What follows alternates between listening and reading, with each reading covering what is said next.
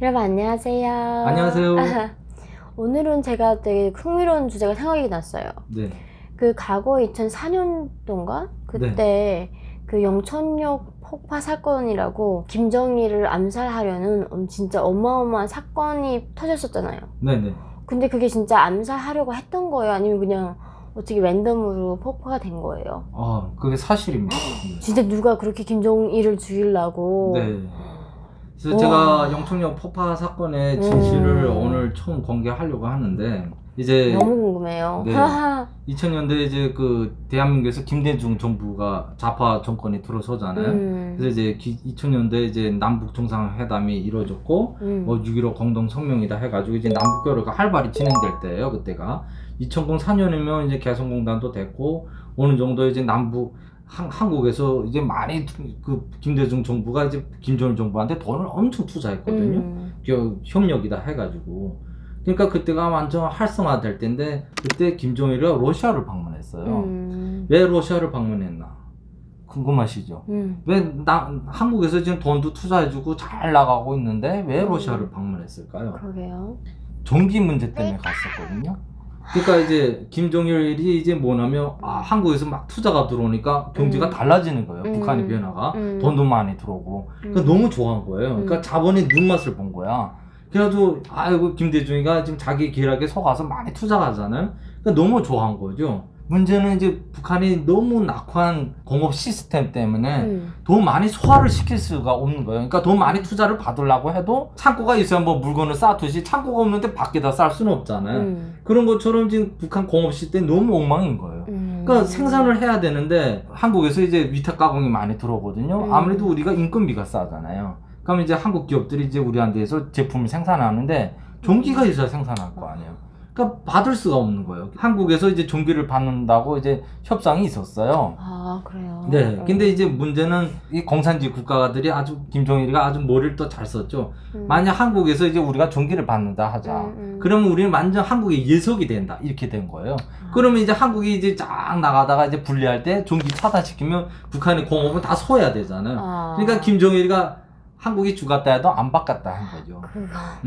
야, 이것까지 먹었다. 우리는 완전 제석된다. 그러면 내 정권을 유지할 수가 없다. 이렇게 된 거예요. 그러니까 한국에서 우리가 이제 그 송배선이나 뭐 이런 걸 김대중 정부는 완전 적극적으로 나섰거든요. 우리가 다 해주겠다. 전기값을 다 새로 깔아주고, 송전 다 세워주고, 거기에 뭐 변압기 시설 다 주겠다 는 거예요. 근데 김정일은 좋기는 하지만 한쪽 불안한 거예요. 이것까지 다 먹었다 이제 한국이 전기 꼽아요. 그 다음 북한은 끝난 거죠. 그럼 김정일이랑 김대중한테 항상 빌붙을 수밖에 없잖아요. 전기 좀 열어주세요 할 수밖에 없는. 전기를 달라고 사정하려고 했던 거예요. 네. 그래서 그때. 네, 그래서 뭐 가스 송유관 간다는 핑계도 있었지만 실제 안에는 기본 그 토론 제목은 전기였어요. 전기를 좀 투자해서 우리 다 교체해달라 이거죠. 근데 이제 북한이 이제 이게 복잡한 문제가 많았어요. 북한이 너무 설비가 낙후한 거예요. 이걸 다 바꾸려면 엄청난 시간도 들고 돈도 많이 들고 고압선이 들어오면 북한의 그 송전망이 다 불타버려요. 너무 낡아서. 고압이 너무 세니까 이거 받을 수가 없어. 그러니까 이 교체를 해야 되는데 이게 시간이 많이 걸리는 거예요. 그래서 잠깐 김정일이가 러시아한테서 이거를 대책을 해달라, 우리한테 투자 좀 해달라 해서 갔던 목적이었죠. 그런데 이제 한국에서 이제 일이 터집니다. 한국의 국정원이죠. 이때까지 좌파 정권이 처음 들어왔잖아요. 그러니까 한국은 이때까지 보수 정권이 쫙 유지하다가 김대중 정부 와서 좌파 정권이 처음으로 등장했거든요. 그러면서 이제 국정원은 흔들리지 않았어요. 원래부터 보수 토스가 셌으니까. 근데 이제 김대중이가 이제 국정원도 흔들기 시작해요. 이 안에 있었다니, 근데 우리가 이 다음에 앞으로 정치하기가 힘들다. 이 안에 다 갈아엎어야 되겠다. 그래가지고 이제 뭐 전라도 출신으로도 많이 바꾸고 국정원을 많이 이제 힘을 빼려고 하죠.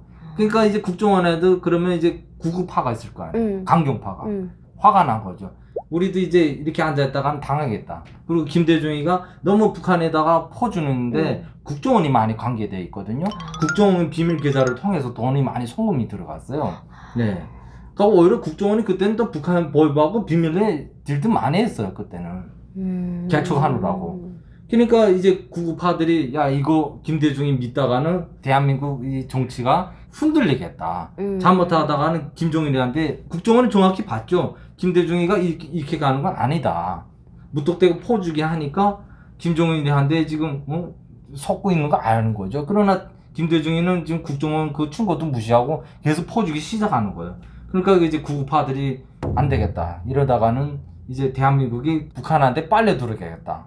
전략이 넘어갔다. 김정일을 제거해 버려야 되겠다. 제일 악은 저 김정일이다. 저놈이 지금 우리 김대중이 개고 장난치는데 자부터 제껴 버려야 되겠다. 이렇게 된 거예요. 그래서 이제 국정원의 구파들이 북한에 있는 자기네 라인을 이제 첩보망을 동원시키는 거죠. 그래서 이제 중국 쪽을 격리해서 왔거든요. 영천역에 이제 그 4월 20일 날 원래 그때 정확한 시간은 모르겠어요. 뭐 오후 2시라는 소리도 있었는데 그때 그 기차가 김정일이 그 1호 열차가 지나가게 돼 있었거든요. 근데 안 들어온 거예요. 어머. 그 시간에 북한에 있는 한국 정보 라인들이 거기다 이제 암모니아 비료 빵통을 비밀리에 들여보는 폭약은 개코 들어갈 수가 없잖아요. 한국이 보낸 거예요? 그렇죠. 한국 정보 라인이 동원된 거죠. 어머. 김정일을 테러하려고. 예. 어머나. 그러니까 국정원에서 구구파가 동원된 거예요. 구구파가. 동원된 왜냐면 이거 놔두면 안 되니까.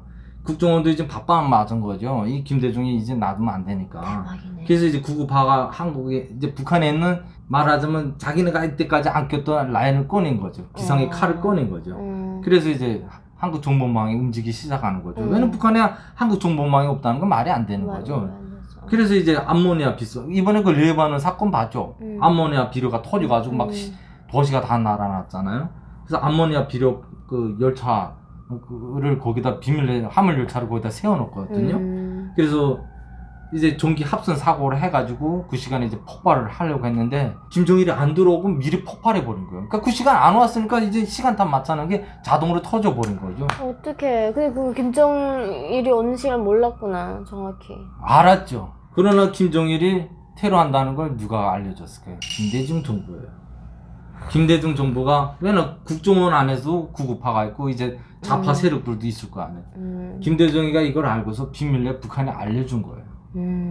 그래가지고 이제 폭발이 터진 거죠. 김정일이가 안 왔잖아요. 그래서 터져서 그 영천역이 완전 콩가루 되듯이 없어졌거든요. 그 포탄이 얼마나 위력이 셌으면.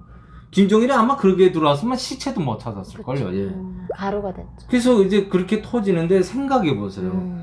만약에 그 1호 열차가 올 때는 거기에 일체 아무 열차도 못 들어갑니다. 절대로. 그러나 이걸 누가 했겠습니까? 그래서 이 사건 터지고 나서 철도 부상이 죽어요. 간첩 1호로 몰려가지고. 근데 이게 북한이 발표하는 게 또 아주 꽤나 당황해요. 한국일 줄 알았어요, 우리는. 응? 소문도 그렇게 돌았거든요. 한국에서 이제 뭐 우리 장군들 테러한다, 뭐 이런 소문 돌았는데, 북한이 공식 발표한 게 일본 정보망이라고 발표를 한 거예요. 일본이야. 네. 갑자기 왜 일본이 나와요? 일본이 김정일이 죽여서 뭐 하는데? 김정일이가 이걸 또 김대중이 한국에 뭐 관계가 한창 좋은데 한국과 핑계 댈 수는 없잖아요. 그렇잖아요, 지금. 한창 관계가 좋은데. 그래서 이게 화살을 일본 쪽으로 돌려버려요. 그래서 일본 정보망이 장군님을 해치려고 했다. 와. 그런데 이 사건으로 해서 한국의 정보 라인의 대부분 90%가 수청이 당해요. 그러니까 한국 쪽에서 김대중 정부에서 이미 그 보수 때 깔아놓은 정보 라인 명단을 다 남긴 거예요. 그래서 북한에서 한국 스파이가 처형된 것만 해도 200명이 넘어요. 그래서 그때 국정원 라인이 대부분 수청당했어요. 없어요. 완전 무용지물 되다시피 됐거든요. 그러니까 90%라고 생각해봐요. 그러니까 한국이 이때까지 비밀리에 그 투자한 자금과 시간이 다 날아간 거예요. 그러니까 오히려 이게 화가 돼버린 거죠. 네. 김정일이 뭐 얼마나 놀랐겠어요. 내 나라 땅에서 이렇게 대형 폭발 사고가 없었거든요. 그래가지고 아예 대대전 지시가 있어가지고 엄청 또 명단을 줬죠, 그쪽에서.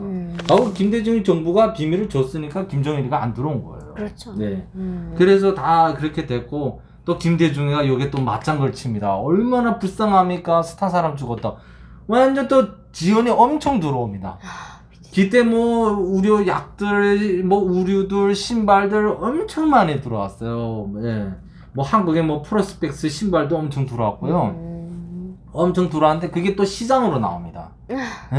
그러니까 그 어려운 그 피난민들이 써야 될 물건이 대부분이 또 이 북한 간부들이 부패해가지고 다 시장으로 빼돌려서 시장에서 판매가 되고 있어요. 그때 한국 물건이 엄청 팔렸어요. 시장에서 노골적으로. 정말 그때 김정일이가 죽었어야 되는데 그쵸. 정말 이 한국의 좌파 정권의 문제예요. 뭐 지금 현 정부 문재인 정부도 보세요. 뭐 인권 하는데 이런 살인자하고는 인권 문제 토론도 안 해요. 그리고 탈북민들만 탄압하고 오히려 지금 완탈북민들이 거짓말쟁이고 다 나쁜 놈이라는 거예요. 도대체 이 좌파 정권은 뭐 변호사 했다는 사람들은 도대체 한국에 있을 때 뭘 변호하고 뭘 인권을 위해서 뭘 했다는지 이해가 안 돼요. 자, 이렇게 돼서 제가 오늘 또 한반도의 비밀을 좀 간단히 그러니까요. 진짜 영화 얘기해봤습니다. 네. 제가 강일 씨가 아니면 이런 말을 제가 들어볼 곳이 없어요. 진짜 북한의 최고의 전문가이신 것 같아요. 들어볼수록 좀 저도 감탄이에요. 이거는 자가 국가보이고 와. 간부한 데서 듣은 소리거든요. 네. 진실이 이런 거였네요. 네.